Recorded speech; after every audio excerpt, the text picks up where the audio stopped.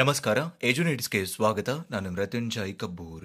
2025-26ನೇ ಸಾಲಿನ ಬಿಎಡ್ ಪ್ರವೇಶಾತಿಗೆ ಸಂಬಂಧಪಟ್ಟಂತೆ ಈಗಾಗಲೇ ಅರ್ಜಿ ಸಲ್ಲಿಕೆಯನ್ನು ಆರಂಭಿಸಲಾಗಿದೆ.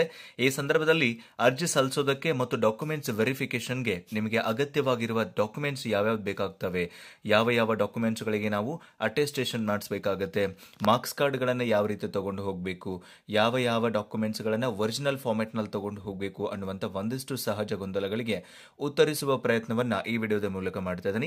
ಆದ್ಮೇಲೆ ವಿಡಿಯೋ ಸ್ಟಾರ್ಟ್ ಮಾಡೋದಕ್ಕಿಂತ ಮೊದಲು ನೀವೇನಾದರೂ ಎಜುನೀಡ್ಸ್ಗೆ ಹೊಸಬರಾಗಿದ್ರೆ ಅಥವಾ ಇನ್ನೂವರೆಗೂ ಸಬ್ಸ್ಕ್ರೈಬ್ ಮಾಡಿಕೊಂಡಿಲ್ಲ ಅಂತಾದ್ರೆ ಸಬ್ಸ್ಕ್ರೈಬ್ ಆಗೋದನ್ನ ಮರಿಬೇಡಿ ಮತ್ತು ಮುಂದಿನ ಎಲ್ಲ ಅಪ್ಡೇಟ್ಸ್ಗಳಿಗಾಗಿ ನೋಟಿಫಿಕೇಶನ್ ಬೆಲ್ ಒತ್ತಿ ಆಲ್ ಅಂತ ಸೆಲೆಕ್ಟ್ ಮಾಡಿ. ಸೊ 2025-26ನೇ ಸಾಲಿನ ಈ ಬಿಎಡ್ ಪ್ರವೇಶಾತಿಗೆ ಸಂಬಂಧಪಟ್ಟಂತೆ ನಿಮಗೆ ಅಪ್ಲಿಕೇಶನ್ ಹಾಕೋದಕ್ಕೂ ಆಯಿತು, ಡಾಕ್ಯುಮೆಂಟ್ಸ್ ವೆರಿಫಿಕೇಶನ್ಗೂ ಆಯಿತು, ಮತ್ತೆ ನಿಮಗೆ ಕಾಲೇಜಿಗೆ ಹೋಗಿ ಅಡ್ಮಿಷನ್ ಸ್ಲಿಪ್ ಕೊಟ್ಟು ಅಡ್ಮಿಷನ್ ಕನ್ಫರ್ಮ್ ಮಾಡಿಕೊಳ್ಳುವವರೆಗೂ ಕೂಡ ನಿಮಗೆ ನಾನು ಹೇಳುವಂಥ ಡಾಕ್ಯುಮೆಂಟ್ಸ್ಗಳು ಕಂಪಲ್ಸರಿ ಬೇಕಾಗ್ತವೆ. ಯಾವ್ಯಾವ ಡಾಕ್ಯುಮೆಂಟ್ಸ್ಗಳು ಬೇಕಾಗ್ತವೆ, ನೀವು ಅದನ್ನು ಹೆಂಗೆ ಪಡ್ಕೊಳ್ಬೇಕು, ಹೇಗೆ ನೀವು ಅದನ್ನು ಸಬ್ಮಿಟ್ ಮಾಡಬೇಕು ಅನ್ನುವಂಥ ವಿವರಗಳನ್ನು ನೋಡ್ತಾ ಹೋಗೋಣ. ಮೊದಲಿಗೆ ತುಂಬಾ ಇಂಪಾರ್ಟೆಂಟ್ ಆಗಿ SSLC ಮಾರ್ಕ್ಸ್ ಕಾರ್ಡು. ಸೊ ಈ ಒಂದು SSLC ಮಾರ್ಕ್ಸ್ ಕಾರ್ಡ್ ಅನ್ನ ಒರಿಜಿನಲ್ ಹಾಗೂ 2 ಸೆಟ್ ಜೆರಾಕ್ಸ್ ನ ಜೊತೆಗೆ ಇಟ್ಕೊಳ್ಬೇಕಾಗುತ್ತೆ. SSLC ಮತ್ತು PUC marks card, degree marks card, PG marks card. In case ನಿಮ್ದೇನಾದ್ರೂ PG ಆಗಿತ್ತು, MA, MCOM, MSc ಅಂತದ್ದು ಯಾವ್ದಾದ್ರು ಅಂದ್ರೆ ಆ ಎಲ್ಲಾ ಸೆಮ್ನ ಎಲ್ಲಾ ಮಾರ್ಕ್ಸ್ ಕಾರ್ಡ್ಗಳು, ಇನ್ ಕೇಸ್ ನಿಮ್ದು ಯಾವ್ದಾದ್ರು ಬ್ಯಾಕ್ಲಾಗ್ ಇತ್ತು ಅಂದ್ರೆ ಆ ಬ್ಯಾಕ್ಲಾಗ್ ಅನ್ನು ಒಳಗೊಂಡಂತೆ ಡಿಗ್ರಿ ಮತ್ತು PG ಮಾರ್ಕ್ಸ್ ಕಾರ್ಡ್ಗಳು. ಉದಾಹರಣೆಗೆ ನೀವು BA ಸ್ಟೂಡೆಂಟ್ ಆಗಿದ್ದೀರಿ ಅಂತ ಅನ್ಕೊಳ್ಳಿ, ನಿಮ್ದು 4ನೇ ಸೆಮ್ನಲ್ಲಿ ಒಂದು ಬ್ಯಾಕ್ ಆಗಿತ್ತು ಅಂದ್ರೆ 6ನೇ ಸೆಮ್ನಲ್ಲಿ ಬರೆದು ಮತ್ತೆ ಕ್ಲಿಯರ್ ಮಾಡ್ಕೊಂಡಿರ್ತೀರಿ. ಆಗ ನಿಮ್ಗೆ 6ನೇ ಸೆಮಿಗೆ 2 ಮಾರ್ಕ್ಸ್ ಕಾರ್ಡ್ಗಳು ಬರ್ತವೆ. ಸೊ ಅಂತ ರಿಪೀಟರ್ ಮಾರ್ಕ್ಸ್ ಕಾರ್ಡು ಮತ್ತೆ regular marks card, SSLC marks card, PUC marks card, degree ಎಲ್ಲಾ ಮಾರ್ಕ್ಸ್ ಕಾರ್ಡ್ಗಳು. ಇನ್ ಕೇಸ್ ನಿಮ್ದು ಮಾಸ್ಟರ್ ಡಿಗ್ರಿ ಆಗಿತ್ತು ಅಂದ್ರೆ ಮಾಸ್ಟರ್ ಡಿಗ್ರಿಯ ಎಲ್ಲಾ ಮಾರ್ಕ್ಸ್ ಕಾರ್ಡ್ಗಳು ನಿಮ್ಮ ಜೊತೆಗೆ ಇರಬೇಕಾಗತ್ತೆ. ಜೊತೆಗೆ ನೀವು ಕರ್ನಾಟಕದ ಅಭ್ಯರ್ಥಿ ಅಂತ ಪರಿಗಣಿಸೋದಕ್ಕಾಗಿ ಮಿನಿಮಮ್ 7 ವರ್ಷದ ಒಂದು ಸ್ಟಡಿ ಸರ್ಟಿಫಿಕೇಟ್ ಬೇಕು. ಕನಿಷ್ಠ 7 ವರ್ಷ ಅಂದ್ರೆ 1ರಿಂದ 7ನೇ ತರಗತಿ ಇರಲಿ ಅಥವಾ 8, 9, 10, 11, 12 ಇರಲಿ. ಸೊ 12ನೇ ತರಗತಿವರೆಗೆ ನೀವು ಕನಿಷ್ಠ 7 ವರ್ಷ ಕರ್ನಾಟಕದಲ್ಲಿ ಓದಿರಬೇಕು ಅನ್ನುವಂಥ ಒಂದು ವ್ಯಾಸಂಗ ಪ್ರಮಾಣ ಪತ್ರವನ್ನು ಕೂಡ ನೀವಿಲ್ಲಿ ಕೊಡಬೇಕಾಗುತ್ತೆ. ಅದನ್ನ ಅನೆಕ್ಜರ್ 1ರ ಪ್ರಕಾರ ನೀವು ಕೊಡಬೇಕು. ಸೊ ಅನೆಕ್ಜರ್ 1ರ ಪ್ರಕಾರ ಹೆಂಗೆ ಕೊಡಬೇಕು ಅಂದ್ರೆ ನಿಮ್ಗೆ ಈಗಾಗಲೇ ಗೊತ್ತಿದೆ. ಅನೆಕ್ಜರ್ 1ಅನ್ನ ನೀವು ಅದಕ್ಕಾಗಿ ಭರ್ತಿ ಮಾಡಿಕೊಂಡು ನೀವು ಅದನ್ನ ಸಬ್ಮಿಟ್ ಮಾಡಬೇಕಾಗುತ್ತೆ. ಸೊ ನಿಮಗೆ ಈಗಾಗಲೇ ಅನೆಕ್ಜರ್ಗಳ ಬಗ್ಗೆ ನಾನು ಒಂದು ಬ್ರೀಫ್ ಆದಂತ ಮಾಹಿತಿನ ಇಂಟ್ರೊಡಕ್ಷನ್ ಟೈಮ್ ನಲ್ಲೇ ಹೇಳಿದ್ದೀನಿ. ಇಲ್ಲಿದೆ ನೋಡಿ, ಇದು ಅನೆಕ್ಜರ್ 1, ಕರ್ನಾಟಕದ ಅಭ್ಯರ್ಥಿ ಅಥವಾ ಕನ್ನಡ ಮಾಧ್ಯಮ ಪ್ರಮಾಣ ಪತ್ರ ಅಂತ ಕರಿತೀವಿ ನಾವು ಇದನ್ನ. ಸೊ ಎರಡಕ್ಕೂ ಒಂದೇ. ನೀವು ಕನ್ನಡ ಮಾಧ್ಯಮ ತೆಗೆಸಿದ್ರಿ ಅಂತಂದ್ರೆ ಅದು ಕರ್ನಾಟಕ ಅಭ್ಯರ್ಥಿ ಕನ್ನಡ ಮಾಧ್ಯಮ ಎರಡೂ ಕೂಡ ಅದರಲ್ಲೇ ಬರುತ್ತೆ. ಸೊ ಹಾಗಾಗಿ ಈ ಒಂದು ಪ್ರಮಾಣ ಪತ್ರವನ್ನು ಕೂಡ ನೀವು ಸರಿಯಾಗಿ ಫಿಲ್ ಮಾಡಿಸ್ಕೊಂಡು ಇದಕ್ಕೆ ನಿಮ್ಮ ಶಾಲೆಯ ಮುಖ್ಯೋಪಾಧ್ಯಾಯರು ಮತ್ತು ಕ್ಷೇತ್ರ ಶಿಕ್ಷಣಾಧಿಕಾರಿಗಳು ಅಂದ್ರೆ BO ಅವರ ಅಥವಾ ಉಪನಿರ್ದೇಶಕರ ಸಹಿಯನ್ನು ಮಾಡಿಸ್ಕೊಂಡು ನಿಮ್ಮ ಜೊತೆಗೆ ಇಟ್ಕೊಳ್ಬೇಕಾಗುತ್ತೆ. ಇದು ಅನೆಕ್ಜರ್ 1. ಇದು ನಿಮಗೆ ಅಂದ್ರೆ 7 ವರ್ಷ ನೀವು ಕರ್ನಾಟಕದಲ್ಲಿ ಓದಿದಿರಿ ಅಂತ ಆಯ್ತು, ಜೊತೆಗೆ ಕನ್ನಡ ಮಾಧ್ಯಮ ಇದೆ ನಿಮ್ದು ಅನ್ನೋದಕ್ಕೂ ಕೂಡ ಎರಡೂ ಕೂಡಿ ಒಂದೇ ಸರ್ಟಿಫಿಕೇಟ್ ಫಾರ್ಮ್ಯಾಟ್ ಅನ್ನ ತೆಗೆಸ್ಕೊಂಡ್ರೆ ಬಹಳ ನಿಮಗದು ಸಹಾಯಕಾರಿಯಾಗುತ್ತೆ. ಹಾಗಾಗಿ ನೀವು ಆ ಒಂದು ಸರ್ಟಿಫಿಕೇಟ್ ಅನ್ನ ಅನೆಕ್ಜರ್ 1ರ ಪ್ರಕಾರ ತೆಗೆಸ್ಕೊಂಡು ಅದಕ್ಕೆ ಸೈನ್ ಮಾಡಿಸ್ಕೊಂಡು ನಿಮ್ ಜೊತೆಗೆ ಇಟ್ಕೊಳ್ಳಿ. ಅದರ ಜೊತೆಗೆ ನಿಮ್ದೇನಾದ್ರೂ ಕನ್ನಡ ಮಾಧ್ಯಮ ಇತ್ತು ಅಂದ್ರೆ ಈ ಕರ್ನಾಟಕ ಅಭ್ಯರ್ಥಿ ಏನ್ ಫಿಲ್ ಮಾಡ್ತಿರಲ್ಲ, ಕನ್ನಡ ಮಾಧ್ಯಮ ಅಂತ ತೆಗೆಸಿದ್ರೆ ಅಂದ್ರೆ ನಿಮ್ದು ಕರ್ನಾಟಕ ಅಭ್ಯರ್ಥಿ ಅಂತ ಹೇಳಿ ಆ 7 ಇಯರ್ಸ್ ಕೂಡ ಅದರಲ್ಲಿ ಕನ್ಸಿಡರ್ ಆಗುತ್ತೆ. ಕನ್ನಡ ಮಾಧ್ಯಮ ತೆಗೆಸಿದ್ರೆ ನೀವು ಮತ್ತೆ ಕರ್ನಾಟಕ ಅಭ್ಯರ್ಥಿ ಅಂತ ಸಪರೇಟ್ ತೆಗೆಸೋದು ಬೇಡ. ಕನ್ನಡ ಮಾಧ್ಯಮ, ಕರ್ನಾಟಕ ಅಭ್ಯರ್ಥಿ ಎರಡನ್ನೂ ಒಳಗೊಂಡಂತೆ ಒಂದು ಪ್ರಮಾಣ ಪತ್ರ ಅನುಬಂಧ 1ರಂತೆ ಅಂದ್ರೆ ಅನೆಕ್ಜರ್ 1ಅನ್ನ ತೆಗೆಸಿದ್ರೆ ಸಾಕು. ನೀವೇನಾದ್ರೂ SC, ST ಅಥವಾ OBC ಅಭ್ಯರ್ಥಿಗಳಾಗಿದ್ರಿ ಅಂತಂದ್ರೆ ನೀವು ನಿಮ್ಮ ಕ್ಯಾಸ್ಟ್ ಸರ್ಟಿಫಿಕೇಟ್ ಅನ್ನು ಕೂಡ ಕೊಡಬೇಕಾಗುತ್ತೆ. SSLC marks card, PUC marks card, degree ಎಲ್ಲ marks card, PG marks card, Kannada ಮಾಧ್ಯಮ ಮತ್ತು ಕರ್ನಾಟಕ ಅಭ್ಯರ್ಥಿ ಈ ಎಲ್ಲ ಪ್ರಮಾಣ ಪತ್ರಗಳ ಜೊತೆಗೆ ನೀವು ಕ್ಯಾಸ್ಟ್ ಸರ್ಟಿಫಿಕೇಟ್ ಅನ್ನು ಕೂಡ ಇಲ್ಲಿ ಪ್ರೊವೈಡ್ ಮಾಡಬೇಕಾಗುತ್ತೆ. SC ಆಗಲಿ, ST ಆಗಲಿ ಅಥವಾ OBC ಆಗಲಿ ನಿಮ್ಮ ಕೆಟಗರಿದು ಚಾಲ್ತಿ ಇರುವಂತಹ ಮಾರ್ಕ್ಸ್ ಕಾರ್ಡ್ ಅನ್ನು ನೀವು ಇಲ್ಲಿ ಅಪ್ಲೋಡ್ ಮಾಡಬೇಕು ಮತ್ತು ವೆರಿಫಿಕೇಶನ್ಗೂ ಕೂಡ ತಗೊಂಡು ಹೋಗಬೇಕು. ಅದೇನಾದ್ರೂ ಆಲ್ರೆಡಿ ಎಕ್ಸ್ಪೈರ್ ಆಗಿತ್ತು, ಅದು ವ್ಯಾಲಿಡ್ ಇಲ್ಲ ಸರ್ಟಿಫಿಕೇಟ್ ಅಂದ್ರೆ ಖಂಡಿತವಾಗಿಯೂ ನಿಮ್ಮನ್ನ ರಿಜೆಕ್ಟ್ ಮಾಡಿ GML ಕನ್ಸಿಡರ್ ಮಾಡ್ತಾರೆ.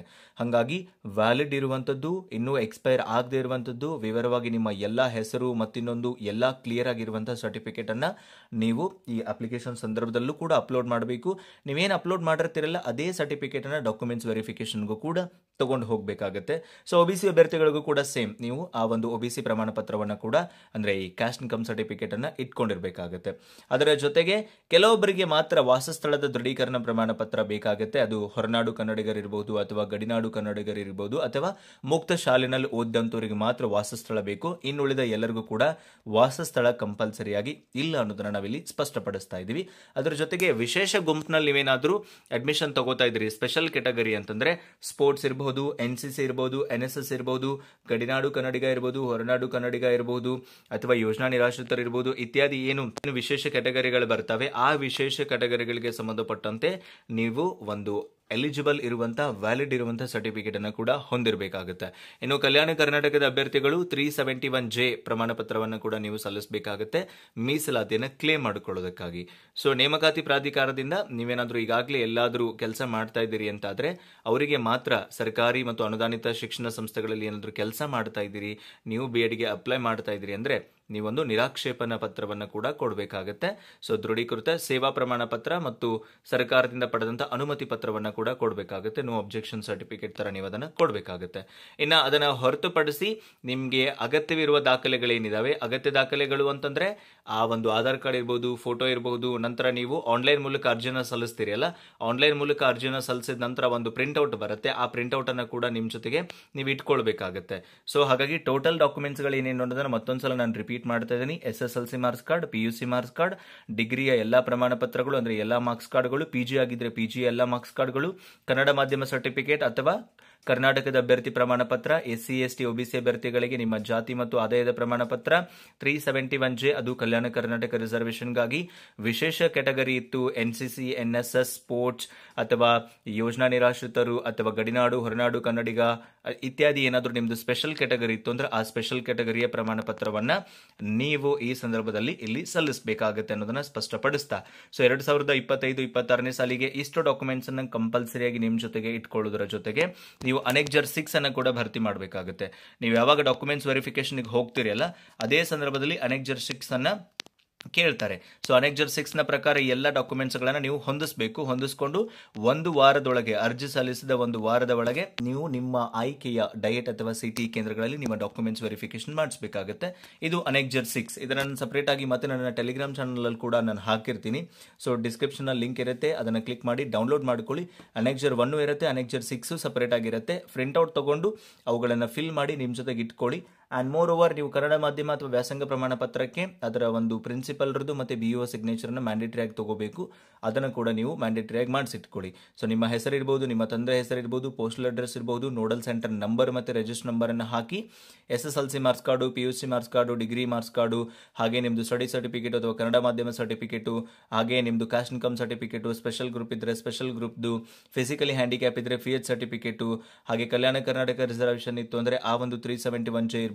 ಎಲ್ಲವುಗಳನ್ನ ಎಷ್ಟು ನಂಬರ್ ಇದಾವೆ ಕೌಂಟ್, SSLC 1 ಇದೆ, PUC 1 ಇದೆ, ಡಿಗ್ರಿದು 6 ಇದ್ರೆ 6 ಅಂತ ಹಾಕಿ, ನಿಮ್ದೇನಾದ್ರೂ ರಿಪೀಟರ್ ಇದ್ದು 8 ಮಾರ್ಕ್ಸ್ ಕಾರ್ಡ್ ಇತ್ತು 7 ಇತ್ತು ಅಂದ್ರೆ 7 ಅಂತ ಹಾಕಿ, PG 4 ಇದ್ರೆ 4, ಜಾಸ್ತಿ ಇದ್ರೆ ಜಾಸ್ತಿ ಹಾಕಿ, ಕಾಸ್ಟ್ ಇನ್ಕಮ್ 1 ಇದ್ರೆ 1 ಅಥವಾ ಕಾಸ್ಟ್ ಮತ್ತೆ ಇನ್ಕಮ್ ಸೆಪರೇಟ್ ಇದ್ರೆ 2 ಅಂತ ಹಾಕಿ, ಹಾಗೆ ನಿಮ್ದು ಸ್ಪೆಷಲ್ ಗ್ರೂಪ್ ಇದ್ರೆ ಅದು ಎಷ್ಟು ಸರ್ಟಿಫಿಕೇಟ್ ಇದಾವೆ ಅನ್ನೋದನ್ನ ನಂಬರ್ ಕಾಲಮ್ ನಲ್ಲಿ ನೀವು ನಮೂದಿಸಿ ಕೆಳಗೆ ನಿಮ್ಮ ಸಿಗ್ನೇಚರ್ ಅನ್ನ ಮಾಡಿ ಪ್ಲೇಸ್ ಮತ್ತೆ ಡೇಟ್ ಅನ್ನ ಹಾಕಬೇಕಾಗುತ್ತೆ.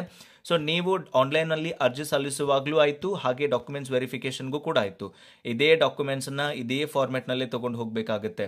ಇನ್ ಕೇಸ್ ನಿಮ್ದೇನಾದ್ರೂ ಎಲ್ಲಾದ್ರೂ ಡಾಕ್ಯುಮೆಂಟ್ಸ್ ಗಳಲ್ಲಿ ವ್ಯತ್ಯಾಸ ಕಂಡು ಬಂತು ಅಂದ್ರೆ ನಿಮ್ಮ ಅಭ್ಯರ್ಥಿತ್ವವನ್ನ ರದ್ದುಪಡಿಸುವ ಎಲ್ಲಾ ಸಾಧ್ಯತೆಗಳಿರುತ್ತೆ. ಹಾಗಾಗಿ ಈ ವಿಶ್ವವಿದ್ಯಾಲಯಕ್ಕೆ ಸಂಬಂಧಪಟ್ಟಂತೆ ನೀವೇನಾದ್ರೂ ಫೈನಲ್ ಸೆಮ್ ಮಾರ್ಕ್ಸ್ ಕಾರ್ಡ್ ಇತ್ತು ನಿಮ್ಮ ಹತ್ರ, ಅದು ಪ್ರಿಂಟೆಡ್ ಇಲ್ಲ, ಆನ್ಲೈನ್ ಕಾಪಿ ಇದೆ ಅಂದ್ರೆ ನೀವು ನಿಮ್ಮ ಕಾಲೇಜ್ನ ಪ್ರಾಂಶುಪಾಲರು ಪ್ಲಸ್ ಯೂನಿವರ್ಸಿಟಿಯ ಎಕ್ಸಾಮಿನೇಷನ್ ಡಿಪಾರ್ಟ್ಮೆಂಟ್ ಕಡೆಯಿಂದ ಅದನ್ನು ಒಂದ್ಸಲ ನೀವು ಅಟೆಸ್ಟೆಡ್ ಮಾಡಿಸ್ಕೊಂಡು ವೆರಿಫಿಕೇಶನ್ ಸಂದರ್ಭದಲ್ಲಿ ನೀವು ಅದನ್ನ ಪ್ರೊವೈಡ್ ಮಾಡಬೇಕಾಗುತ್ತೆ ಅನ್ನೋದನ್ನು ಕೂಡ ಇಲ್ಲಿ ಸ್ಪಷ್ಟಪಡಿಸ್ತಾ, ಸೊ 2025-26ನೇ ಸಾಲಿಗೆ ಈ ಎಲ್ಲ ಡಾಕ್ಯುಮೆಂಟ್ಸ್ಗಳನ್ನು ಕಂಪಲ್ಸರಿಯಾಗಿ ನೀವು ತಗೊಂಡು ಹೋಗಬೇಕಾಗುತ್ತೆ.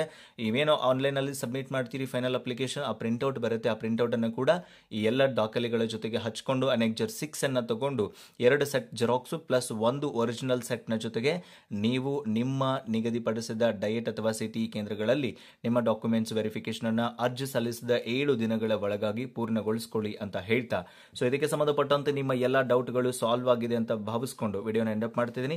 ಇದಕ್ಕೆ ಸಂಬಂಧಪಟ್ಟಂತೆ ಮತ್ತೇನಾದರೂ ಸಂದೇಹಗಳಿತ್ತು, ಡೌಟ್ಸ್ಗಳಿತ್ತು ಡಾಕ್ಯುಮೆಂಟ್ಸ್ಗೆ ಸಂಬಂಧಪಟ್ಟಂತೆ ಅಂದ್ರೆ ಮುಕ್ತವಾಗಿ ಕಮೆಂಟ್ ಬಾಕ್ಸ್ ಅಲ್ಲಿ ನಿಮ್ಮ ಸಂದೇಹವನ್ನು ಹಂಚಿಕೊಳ್ಳಿ ಅಂತ ಹೇಳ್ತಾ ಸಿಗೋಣ ಮುಂದಿನ ವಿಡಿಯೋದಲ್ಲಿ. Thank you so much, have a good time.